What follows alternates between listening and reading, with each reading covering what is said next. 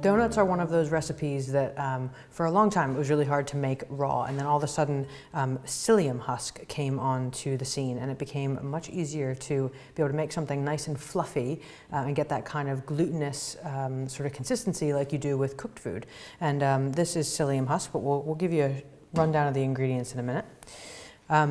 So whenever I make these, when I was making them, when I was developing recipes, when I was developing these recipes and I was putting them onto Facebook and stuff, you get so many likes on the donuts. People just want to know how to do it.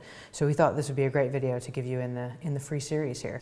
So let's give you a rundown of the ingredients here. So we've got water, we've got some cold pressed sesame oil, which I recommend for the donuts just because the one that we get is Clear Spring brand, and it doesn't really have a lot of flavor to it, and that's kind of what you want here. You just want the fat to keep it nice and spongy and nice and moist, but you don't want any kind of flavor from it. So if you can't find an oil that's cold pressed with not much flavor, like sunflower has a lot of flavor, let's say, for example, and it's not a very pleasant one. So if you can't find one that's like a cold pressed sesame that doesn't have much flavor, then just go for something like hazelnut or walnut. Those are like nice, pleasant flavors to have in your desserts and stuff. And then we've just got some cashews that have not been soaked. You can soak them if you wish, but you don't need to for this recipe. We have some coconut sugar, and we've got psyllium husk. And this is our first set of ingredients that's going to go into the blender. So the psyllium husk, if you're not familiar with it, it basically binds things, thickens things up. So you'll see it do that when we add it to the blender in the next section when we get into right now. All right, so let's blend this stuff up. So we'll start with water just to give a good base in the blender of blending up. And the cashews, it's kind of no particular order from there.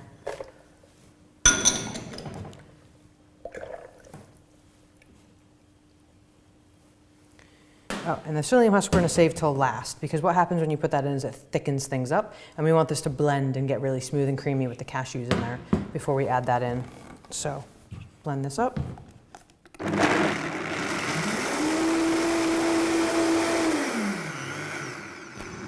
All right, now we're going to put the psyllium in, and you'll see it goes from this very loose, like almost nut milk kind of like consistency to it's going to thicken up a fair amount. So we'll pop this in and give it a blend.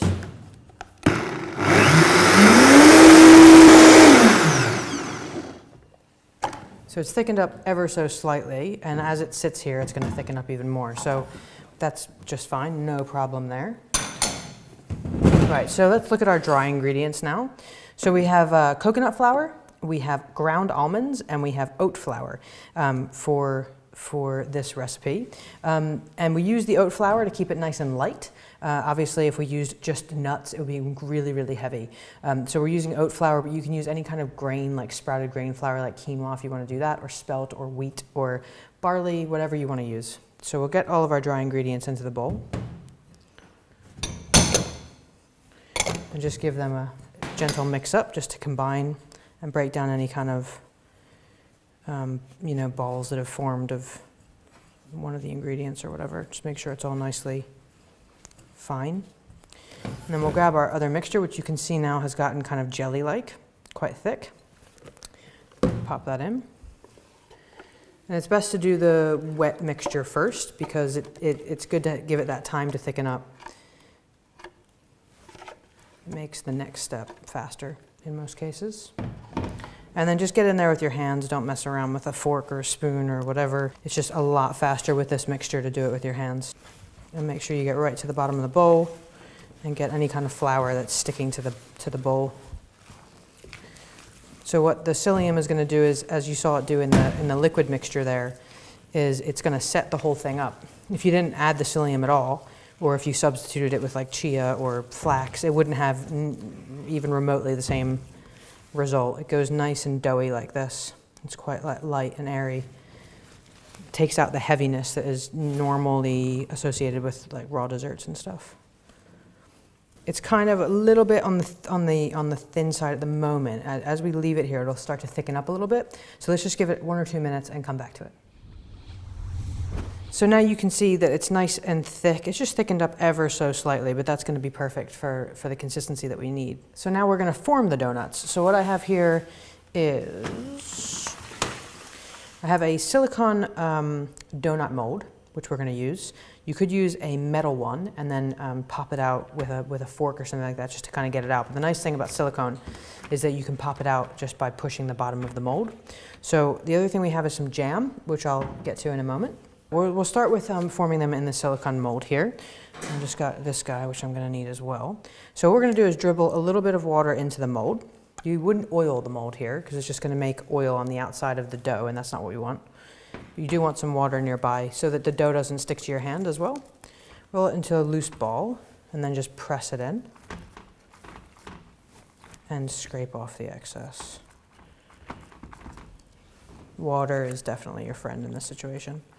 So you can kind of smooth it out, take the excess off.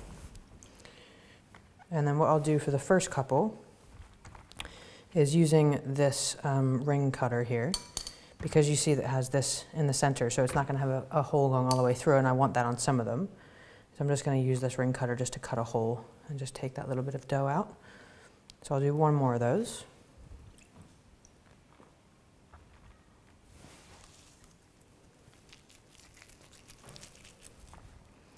So just press the dough in, scrape off excess, and you can just smooth it off. Because remember, putting these in the dehydrator, so there's not going to be an oven that like changes the backside, the way it bakes and all the rest of it. So the way it goes in is how it's going to come out looking the same.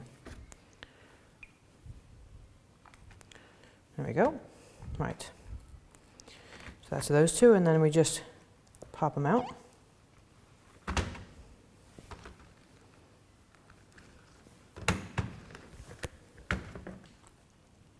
There we go. So that's our two donuts that have the holes through the center, and then we'll do a couple where we're going to just fill it with a little bit of the jam here. So I'm going to, again, it's the same process. The only difference is that we're not going to take out the center. So I'll just do one of these.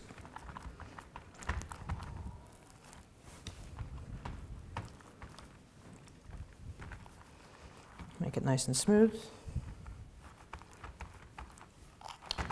And then we just pop that out. And you see that it has a bottom to it there. So what we're going to do is clean my grubby hands, and then just going to use that little bit of space to put a little bit of jam in there. So this is the jam we made earlier in this little series. Just fill that in, and it can kind of overflow a little bit with the jam. You can use any flavor you want. This is raspberry. And when it dehydrates, what's going to happen is obviously it's going to dehydrate the moisture, so it's just going to kind of flatten a little bit. And then once they're done, we're going to kind of like glaze them in a little bit of like a coconut manna glaze. So you won't even really see that when it's done. So the last thing that we're going to do is just roll some balls. So if you just wanted to do something really quick, you know, you didn't have a mold, you don't want to go out and buy one, you can just do some plain balls that aren't filled with anything. And that's pretty straightforward. And then when they're done, you can just kind of like glaze them if you want to, or you can roll them in powdered xylitol, which makes it look like powdered sugar. And then alternatively, if you want to use jam to fill these guys, what we're going to do is get it kind of flat in your hand. You want a good amount of dough to start because it's a little bit, it'll ooze out otherwise. So kind of make it a little bit flat, like that.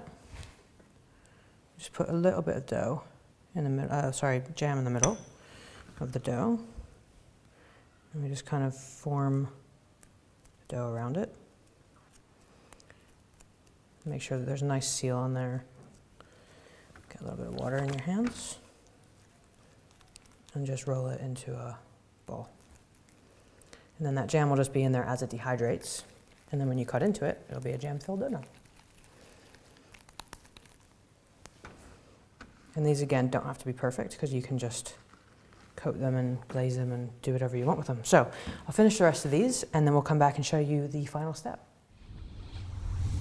So the donuts have been in the dehydrator for about 10 hours now. It was on a solid tray, a solid Teflon sheet, and I took it off after about 4 hours just to get the bottoms nice and dry as well. So you can see where we put the jam in, and now if you press on it, it's just completely set pretty much, but it's still like a nice bit of like moistness and kind of like gooiness going to be in there when you bite into it. And then we've got the balls here that are just, balls, jam inside. Got a little bit of like a swirl of, you can see the jam came through, but you won't really see that once they're iced. And we're also going to just do a little bit of powdered sugar on some of them, just if you don't want to make the icing or you don't have the ingredients in the house. This is just xylitol, which has been powdered in the Vitamix. So we'll start with the iced ones. We've got some plain donuts here that just have like a hole through the center, as you can see. All right, so we'll just dip the top in. And this has already gotten thicker, this icing, since Russ has made it. And that's it, simple as that. And we'll do that again on these guys. Just dip the top in. Beautiful. So you could sprinkle a little bit of like cacao nibs or something on the top just to give a bit of a color differentiation on there, or even some freeze-dried raspberries if you had those handy. I think we actually have some straws, which will just give you the idea of what it would look like if you could put a little bit of like a nice garnish on there. That looks really nice. There we go. So we'll stop that icing there, I think, and then we'll just use the powdered sugar for the little jam-filled balls. So it's just a matter of popping these into the sugar. You want to make sure, I forgot to mention, that the donuts are at room temperature when you do this, or even a little bit cool, just because if they're not and they're warm, when you put them into the icing, it'll just ooze off because it'll warm the icing up and then it'll just kind of fall right off. So there's our nice powdered donut there. And that's it. You can do them with the whole ones. You can leave them like that. And that's it. You got beautiful donuts.